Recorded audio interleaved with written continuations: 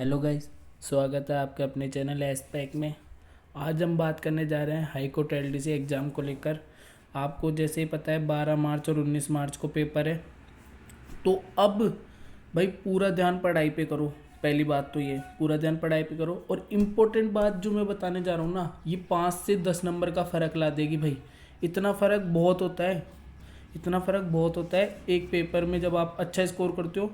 क्योंकि 10 number typing में score बनाना बहुत मुश्किल काम है। अगर पेपर में स्कोर 10 नंबर बनाते हो ना, तो आप बहुत आगे निकल जाओगे औरों से। इम्पोर्टेंट बात है। तो देखो, सबसे इम्पोर्टेंट बात, जो भी बंदा तैयारी कर रहा है हाईकोर्ट एलडीसी की, इम्पोर्टेंट बात यह है कि वो परीक्षा केंद्र पर अपने समय से पहुंच जाए। भाई लेट मत होना, ऐसा नहीं हो कि कोई देने ही नहीं पहुंच पाए। ठीक है। दूसरी बात, आधार कार्ड, फ़ोटो, प्रवेश पत्र, मास्क और नीला पारदर्शी पेन, ये जो मेन चीज़ है ना, ये तो ले ही लेना। मैंने कई बार देखा मास्क के चक्कर में नाटक होता है, कई बार कोई आधार नहीं लाता, किसी की फ़ोटो मैच नहीं होती, तो ये बिल्कुल जमा कर लेना अपने पास। फिर इम्पोर्टेंट बात, पेपर और ओएमआर मिले तो उसका क्रमांक मिला लेना और एक बार पेपर चेक कर लेना। पेपर चेक कर लेना, उसके बाद ही खोल के मतलब उसको करने बैठना। अब पेपर करना कैसे भाई? पेपर को 3 स्तर पर करना है। देखो, 2 तरीके होते हैं करने वालों के।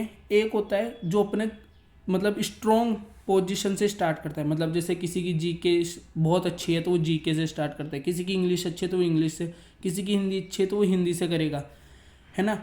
एक तरीका होता है जो शुरू से स्टार्ट करे और लास्ट तक जाए, ठीक है ना। तो ये जो मैं फर्स्ट तरीका बता रहा हूँ, ये वो है एकदम सही जिसको आते हैं। मैंने जैसे पहले पर्सन से स्टार्ट किया और 150% तक गए। इनमें वो पर्सन ही टिक किए जो बिल्कुल सही है और आपको लगता है कि हाँ इसका उत्तर यही है, पूरा मुझे आता है, वो कर दो। ठीक है। और उसको ओएमआर में भर लो। ठीक है ना। अब इम्पोर्टेंट बात भाई, ओएमआर भी देख के भरनी है बहुत अच्छे से। इसमें ही बहुत नंबर कट जाते हैं बच्चों के। जैसे मान लो आपने पहला प्रश्न किया ही नहीं हो और दूसरा प्रश्न किया हो, और दूसरे का मान लो उत्तर आपने बै किया हो, बी मारा हो मतलब, और आपने ओएमआर में गलती से पहले क्वेश्चन में बी भर दिया हो, तो ये हो गई ना गलती भाई। इंपॉर्टेंट बात है, हमेशा ध्यान रखिए कि मैं दूसरा कर रहा हूँ और ओएमआर में दूसरे के आगे उंगली रख के उसको भरें अच्छे से। इस प्रकार फिर आप जैसे तीसरा चौथा नहीं किया और आपने पांचवा किया है, तो फिर पांचवे पे जाएं और पांचवे को ओएमआर में भरें। ठीक है ना। ओएमआर भरना बहुत मुश्किल काम होता है। आधे से ज़्यादा बच्चों के 3 से 4% तो गलत हो ही जाते हैं ओएमआर भरने में, और वो उनके सही होते हैं लेकिन ओएमआर में गलती हो जाती है। तो इसका भाई 4% का मतलब है 8 नंबर। 8 नंबर बहुत बड़ी बात होती है। ठीक है। पहला ये हो गया कि एकदम सही वाले कर लिए। जैसे मान लो 150 में से आपको 95% ऐसे थे तो बिल्कुल एक बार में आपके राइट हो गए तीनों पोर्शन में मिलाकर। सेकंड पोर्शन में आओ जो संशय की स्थिति में, दोबारा पेपर देखना है। संशय की स्थिति में, संशय की स्थिति का अर्थ ये हुआ कि आपने कहीं ना कहीं पढ़ा है, कभी ना कभी सुना है, या किसी ने किसी पेपर में पूर्व पेपर में देखा है, या आपने कभी किसी के मुंह से सुना हो, है ना। ऐसा वाला प्रश्न हो गया और आपको लग रहा है कि यार ये हो सकता है, ये नहीं हो सकता, ये हो सकता है, ऐसा मन में डाउट आ रहा है।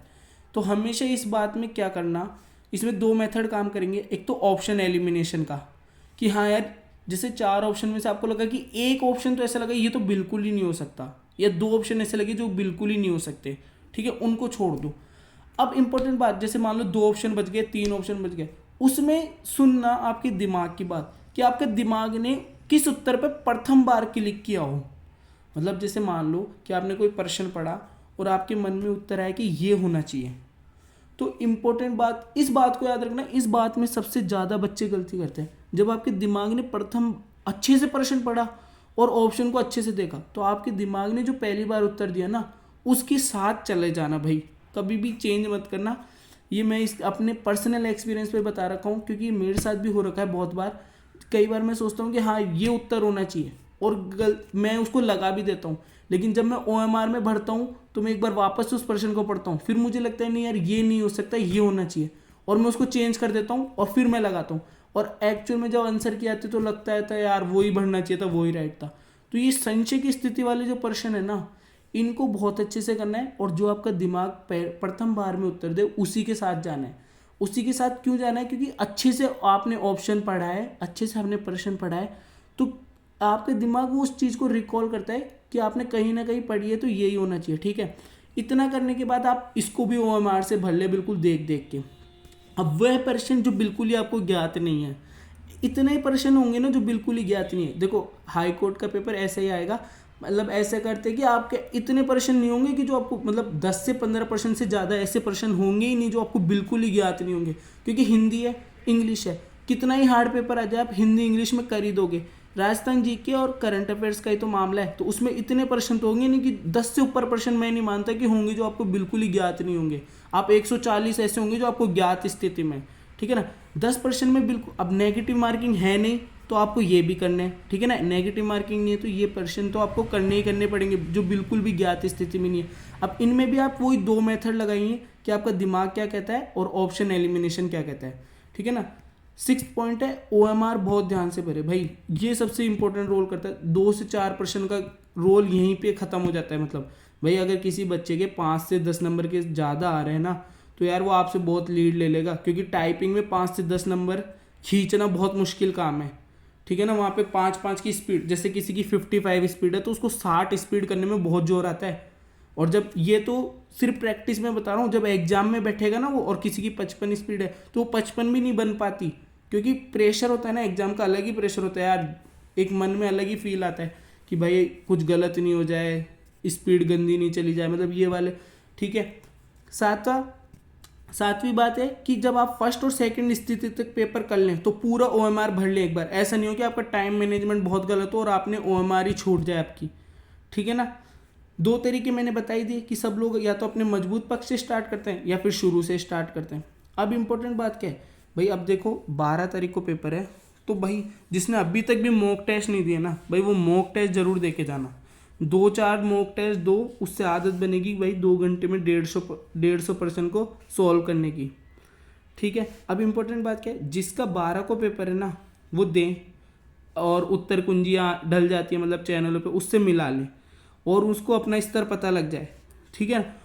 जिसके भी मतलब जैसे 150 प्रश्न है, 150 प्रश्न में से जिसके 105 से हो रहे हैं ना ऊपर, 105 के ऊपर आसपास हो रहे हैं, 105 से ऊपर 100 या 100 मान लो, चलो 100 से ऊपर जिनके भी हैं, वो सभी 12 को देते ही टाइपिंग में लग जाए भाई पूर्णतः। अगर जिनका आगे कोई पेपर नहीं है तो वो फुल टाइमिंग दे, पूरा टाइपिंग करे बस, और कुछ ही ना करे, हिंदी इंग्लिश की टाइपिंग करे बढ़िया से, ठीक है ना। और अभी जो भी टाइप कर रहे हैं वो थोड़ा सा टाइपिंग को छोड़ के पूरा ध्यान पढ़ाई पे दे, क्योंकि भाई अब 12 तारीख में ज़्यादा दिन नहीं बचे, 8-9 दिन ही बचे हैं, तो फुल खींच के पढ़ाई पे लग जाए। उसके बाद जैसे 12 को पेपर हो जाए वो टाइपिंग पे लग जाए, और 19 वाले तब तक पढ़ाई करें जब तक उनका पेपर नहीं हो जाए, और उनका होते ही वो भी टाइपिंग पे लग जाए। तो इस वीडियो में इतना ही। आपको वीडियो अच्छी लगी हो तो लाइक कर देना और चैनल को सब्सक्राइब कर लेना। और मैंने अपने चैनल पे टाइपिंग की वीडियो भी डाल दी है, हिंदी और इंग्लिश की, आप देख सकते हो। धन्यवाद।